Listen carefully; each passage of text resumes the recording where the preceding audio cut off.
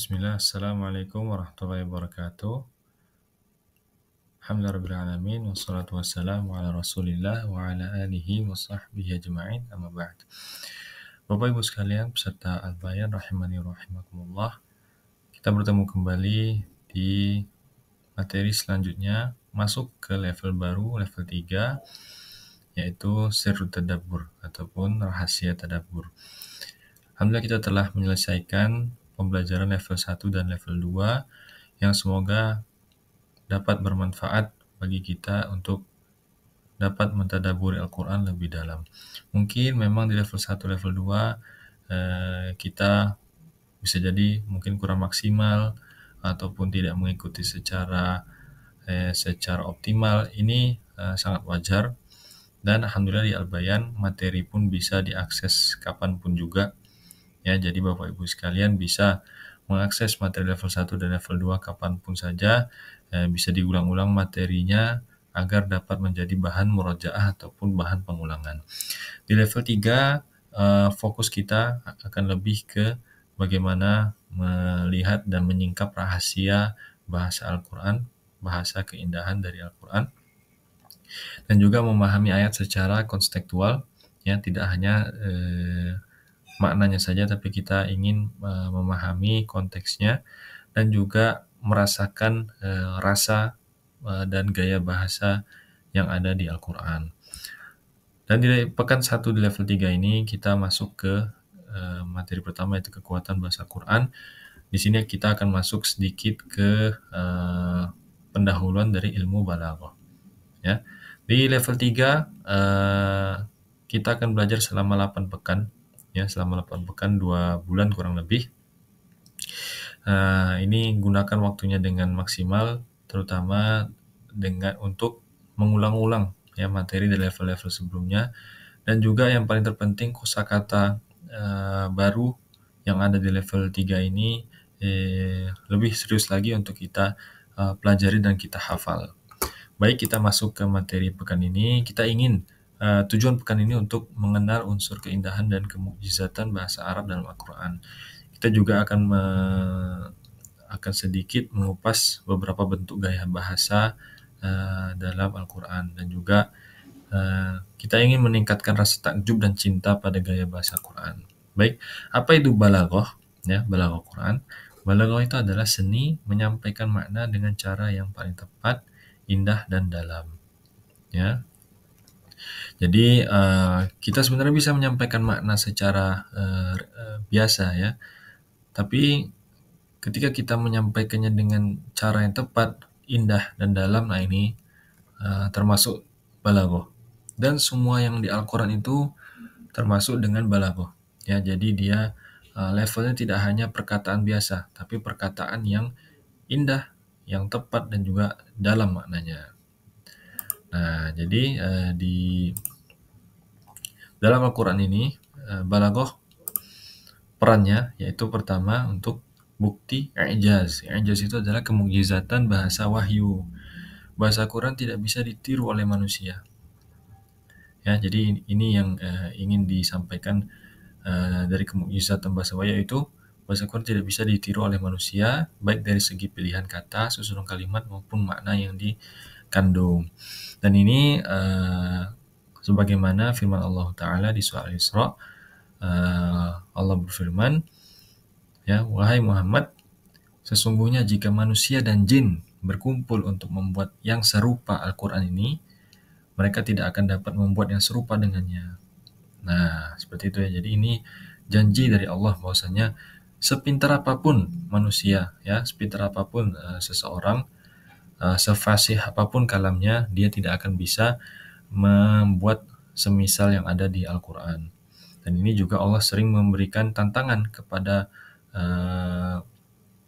orang kafir Quraisy dulu, yang mana mereka adalah penyair, mereka fasih berbahasa Arab, tapi mereka tidak bisa mendatangkan apa yang ada seperti di Al-Quran.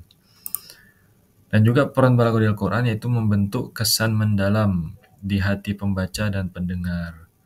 Nah, jadi balaghah Quran ini membuat ayat-ayatnya menancap di hati. Ya, susunan katanya sederhana, pendek, tapi dapat menancap di hati. seperti di ayat Ad-Duha, surat Ad-Duha, ma wadda'aka rabbuka wa ma qala. Tuhanmu, wahai Nabi Muhammad, tidak akan meninggalkanmu dan tidak pula membencimu. Nah, konteksnya apa? Konteksnya ketika Nabi SAW menunggu wahyu tidak turun-turun. Ya, sudah lama wahyu tidak turun-turun. Lalu orang-orang Quraisy pun pada mengejek ataupun mengolok-olok Nabi Muhammad bahwasanya Allah telah meninggalkan beliau. Nah, langsung Allah menurunkan surah Ad-Duha, wad-duha wal-laili idza saja ma wadda'aka rabbuka wa ma qala. Kalimat singkat tapi memberi ketenangan luar biasa kepada Nabi SAW bahwasanya Allah tidak meninggalkan beliau dan tidak pula membenci beliau. Ya, ini dia membentuk kesan, dan ini sangat banyak di Al-Quran. Jadi ketika kita memahami apa yang ada di Al-Quran, memahami makna-maknanya, ini akan sangat memberikan efek di hati kita. Lalu peran balaghah berikutnya yaitu menyapa seluruh jiwa manusia, akal, rasa, emosi, dan hati. Ya, Al-Quran tidak hanya memberikan informasi, tapi juga menyentuh perasaan dan menggerakkan hati.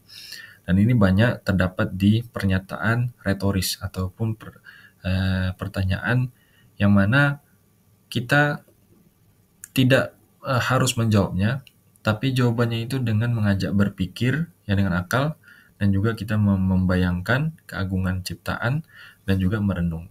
Ya, seperti di ayat Al-Ghasyiyah, afala yanzuruna ilal ibili kaifa khuliqat. Maka tidaklah mereka memperhatikan unta bagaimana ia diciptakan. Kita berpikir, ya, kita diajak berpikir, kita diajak membayangkan, dan juga kita diajak merenung. Nah, disinilah peran balaghah Al-Quran. Intinya, balaghah itu adalah cara Allah menyampaikan wahyu yang membuat makna lebih hidup, terasa, dan membekas. Bukan hanya dipahami secara logika, tapi juga dirasakan dengan seluruh jiwa. Nah, di balaghah Al-Quran ini ada 3 pilar, ya, 3 pilar yang penting. Ya, jadi balaghah Al-Quran ini berputar di sini-sini aja. Ya, pertama ijaz, kedua tashbih, dan juga isti'arah. Kita masuk ke ijaz. Ijaz itu adalah kemukjizatan bahasa, ya, adalah kemampuan Quran menyampaikan makna luas dengan kata yang singkat dan teratur, hingga tak ada manusia yang mampu menirunya. Ya, rumusnya kalimatnya pendek dan maknanya luas, ya. Juga strukturnya rapi, harmonis di telinga dan hati. Contoh, wad-duha wal-laili idza saja. Nah, akhirnya kan, duha, saja. Kalimatnya pendek, maknanya luas, strukturnya rapi, harmonis di telinga dan hati. Ya, Masya Allah, ini salah satu kemukjizatan bahasa Al-Quran, ya, dari sisi bahasa. Ada contoh ayatnya lagi. Fabi ayyi ala'i rabbikuma tukadziban, yang mana ini diulang-ulang 30 sampai 31 kali di surat Ar-Rahman. Ya, pengulangan ini memberikan penekanan yang sangat kuat pada nikmat Allah. Seperti itu. Dan masih banyak sekali contohnya, tapi ini yang kita berikan contoh, dan pokoknya tentang kemujizatan bahasa ini sangat luas pembahasannya, sangat banyak contohnya, dan akan sangat menggugah hati kita ketika kita paham maknanya. Lalu ada pilar kedua, itu tashbih, adalah perumpamaan langsung. Ya, tashbih ini menjelaskan sesuatu dengan membandingkannya dengan hal yang sudah dikenal. Ya, jadi dia perumpamaan. Contohnya di surat Nur, Allahu nurus samawati wal ard. Allah mensifatkan di surat Nur ini, Allahu nurus samawati wal ard. Ya, Allah itu cahaya dari langit dan bumi. Mathalu nurihi kamishkat.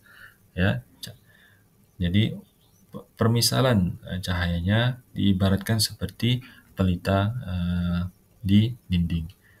Ya, jadi ada perumpamaan. Banyak perumpamaan ini. Kalau di ayat-ayat ada masaluhu, itu biasanya perumpamaan yang bisa dibawa dengan konteks lain. Ya, contohnya masaluhum kamatsalil ladzis tauqada nara. Perumpamaan mereka yaitu orang munafik adalah seperti orang yang menyalakan api. Ya, orang munafik diibaratkan seperti orang yang menyalakan api, lalu Allah yang memadamkannya. Nah, seperti itu ya. Jadi ada perumpamaan-perumpamaan. Dan pilar ketiga adalah isti'arah, yaitu metafora ataupun sindiran halus. Ya, isti'arah ini dia meminjam makna dari bentuk lain, disampaikan secara tidak langsung namun kuat. Bisa berupa sindiran ataupun gambaran yang dalam. Dharhum ya'kulu wa yatamatta'u wa yulhihimul amal. Ya, jadi di sini Allah menyindir orang kafir hidup seperti hewan, yaitu hidupnya hanya untuk makan saja, bersenang-senang dan tertipu dengan harapan, tanpa ibadah, tanpa tujuan yang jelas. Hidup hanya makan dan bersenang-senang saja. Dan ini seperti hewan ternak. Nah, disinilah Allah menyindir kehidupan orang kafir.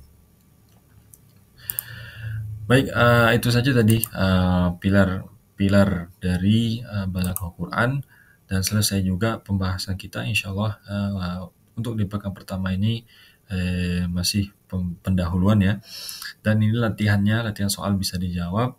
Kita tidak praktek dengan ayat-ayat Al-Quran di pekan pertama ini, tapi yang sangat saya sarankan baca-baca lagi terkait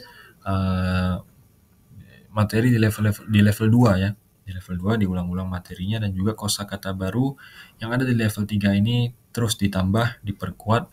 Kosakata yang di level-level sebelumnya juga bisa terus untuk dilatih, yang mana ini akan membantu dalam kita tadabbur insyaallah taala. Maka rangkuman pekan ini, Balaghah adalah cermin keindahan dan kekuatan pesan Allah.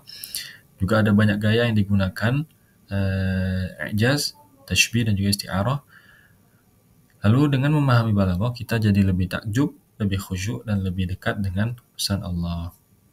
Ya, ini saja yang ingin kami sampaikan. Alhamdulillah kita telah menyelesaikan materi pekan 1 dari level 3. Materi kita makin dalam dan makin tentunya akan makin tertantang ya, jiwa kita dan juga pikiran kita untuk lebih memahami materi-materi ini. Jadi pelan-pelan saja ya, pelan-pelan, dengan terus niatkan pembelajaran ini untuk lebih dekat dengan Al-Quran, lebih dekat dengan Allah, untuk memudahkan kita merasakan nikmat dalam ibadah.